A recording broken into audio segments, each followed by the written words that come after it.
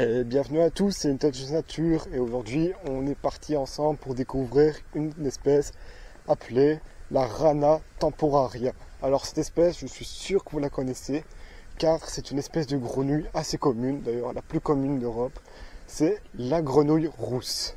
Alors cette grenouille elle a été découverte par Carl von Linné, retenez bien le nom de ce monsieur parce qu'on va en parler très souvent. Elle a été découverte environ des années 1750. Ici, moi, je me rends vers un site où on va en trouver beaucoup. Donc, j'y vais à pied et je vous laisse avec le générique et on se retrouve tout de suite.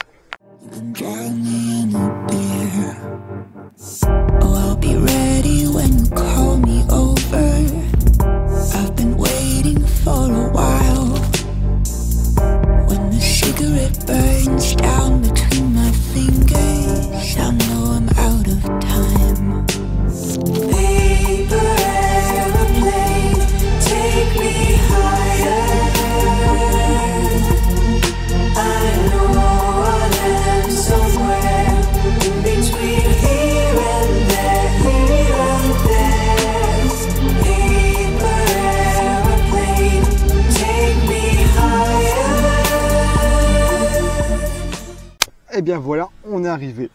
Alors ici, on va s'attaquer à la grenouille rousse, découverte par Carl von Linné en 1758.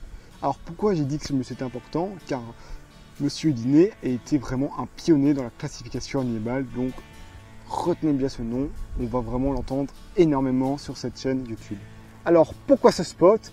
Eh bien il faut savoir, il y a deux raisons. Première raison, c'est qu'on se retrouve typiquement dans le biotope de notre grenouille.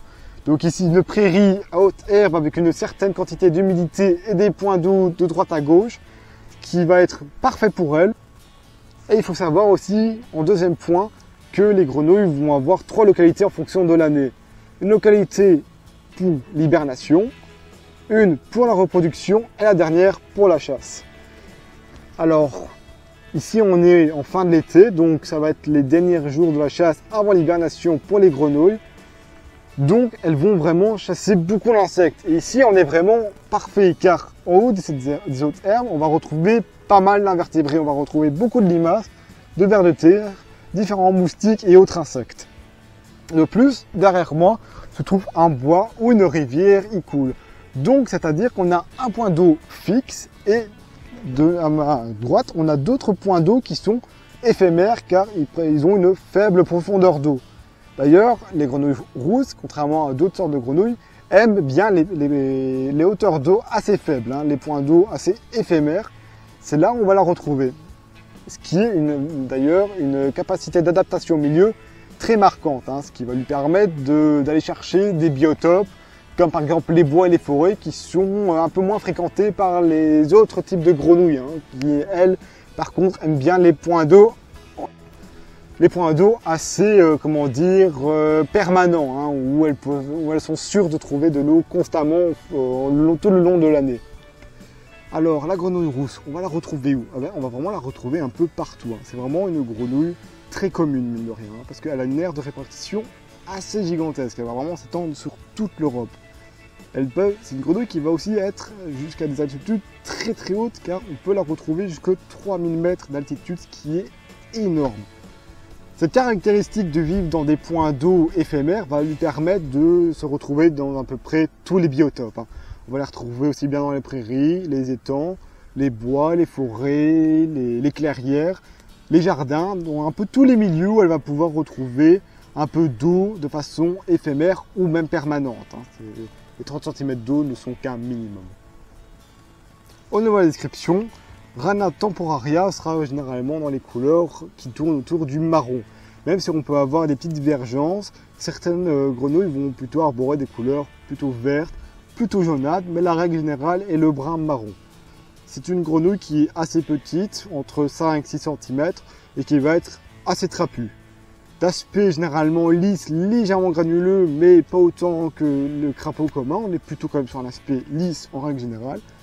De plus, une autre caractéristique, ça va être au niveau de la pupille, car la pupille est horizontale, comme les yeux des chèvres. Donc si vous imaginez bien un œil de chèvre, vous pouvez vous imaginer un peu les yeux de la grenouille rousse. De plus, ses yeux vont être d'une couleur assez agréable, car ça va être des yeux couleur or. C'est vraiment une couleur très belle quand on y regarde un peu plus près. D'ailleurs, près des yeux, si vous faites bien attention, on va remarquer deux petits cercles. Ces cercles sont les tympans de la grenouille. Donc, quand vous manipulez une grenouille, évitez de toucher ces zones-là, elles sont très sensibles. La grenouille rousse, comme toutes les grenouilles et d'ailleurs tous les amphibiens, sont des animaux poikilodermes, donc c'est-à-dire des animaux à sang froid. C'est-à-dire que c'est des animaux qui ne savent pas régler leur température corporelle. Donc ils vont être sujets aux variations de température de leur milieu. Donc d'ailleurs, s'il fait trop froid, leurs températures corporelles vont chuter. D'ailleurs, s'il fait trop chaud dans leur milieu, leurs températures corporelles vont augmenter. D'ailleurs, c'est un peu l'inverse de chez nous les humains, que nous sommes des animaux à sang chaud, donc nous avons une température corporelle constante. Autre fait marrant, c'est que cette grenouille, comme toutes les autres, vont pouvoir respirer par leur peau dans le milieu liquide. Et oui, parce que les grenouilles respirent aussi par leur peau. Donc l'échange entre l'oxygène qui contient dans l'eau peut s'effectuer à travers la peau. C'est pour ça d'ailleurs que la peau des grenouilles est recouverte d'une mucus, un genre de substance assez visqueuse qui permet de garder la peau humide et parfaitement bien protégée car elle est très importante pour la respiration de la grenouille. D'ailleurs, au niveau de la manipulation de la grenouille, vous avez deux choses à savoir. Déjà, ne faites pas une manipulation qui dure plus de 10 minutes. Car comme je l'ai dit, c'est un animal poikiloderme. Donc ils ne savent pas régler leur température. Donc en fonction de si vous avez froid aux mains, chaud aux mains, vous pouvez dérégler la température de son corps. De plus, avant la manipulation, vérifiez à ce que vos mains soient bien humides.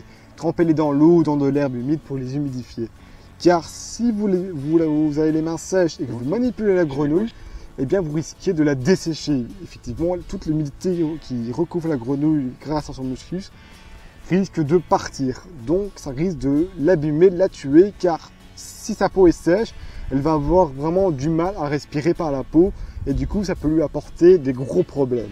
Donc quand vous voulez manipuler une grenouille, mouillez bien vos mains, qu'elles soient bien humides et une manipulation pas trop longue.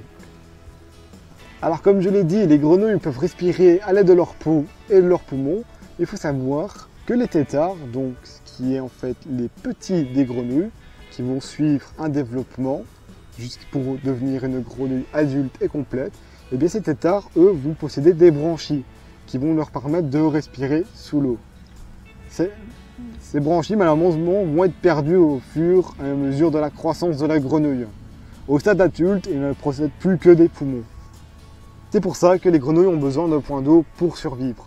Elles vont vraiment avoir besoin d'eau pour pondre leurs œufs, qui est très fragile à la sécheresse, et surtout pour que les petits se développent, car ils ne possèdent pas de poumons, ils possèdent des branchies, mais qui vont se perdre au fur et à mesure de la croissance et qui donneront place à des poumons pour les grenouilles adultes. Alors l'hibernation, ça va se passer comment? Ça va fort dépendre du sexe, car les femelles, elles vont hiberner sous des souches, des roches ou sous la boue, tandis que les mâles, eux, vont hiberner sous l'eau, au fin fond des rivières ou des points d'eau un peu plus permanents. Alors les mâles, pour hiberner aussi longtemps, vont uniquement pratiquer la respiration à travers leur peau. Car quand ils sont en hibernation, les grenouilles vont consommer très peu d'oxygène. Donc le transfert d'oxygène qui s'effectue entre l'eau et leur peau va être suffisant pour les maintenir en vie tout le long de l'hibernation. Malheureusement, ces petites bêtes sont assez victimes du trafic routier et de la séparation de leur milieu, que ce soit à cause des prairies ou des routes. Cette segmentation de leur biotope va les forcer à prendre des risques, à se mettre à découvert.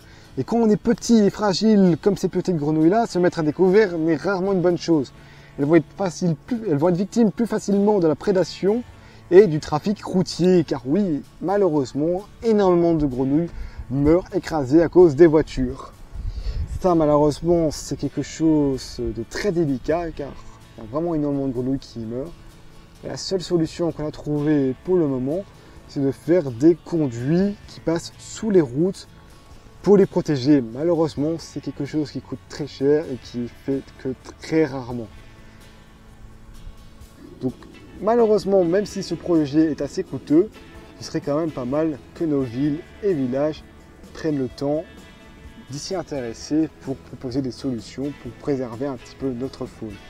Et ça, c'est à vous aussi, c'est le but aussi de ces vidéos, de vous faire découvrir et partager ces différents moyens et de vous instruire un peu plus sur nos merveilles de nos régions pour les protéger un peu plus. Et voilà, cette vidéo touche déjà à sa fin. J'espère qu'elle vous aura permis d'apprendre un peu plus de notre grenouille rouge. Et moi, je vous laisse avec ce très beau coucher de soleil. C'était InTouch Nature qui vous dit au revoir et à bientôt pour de nouvelles découvertes. Mais d'ici là, restez curieux car c'est bien en apprenant, en comprenant et en découvrant notre nature qu'on arrivera à la préserver. Ciao, ciao.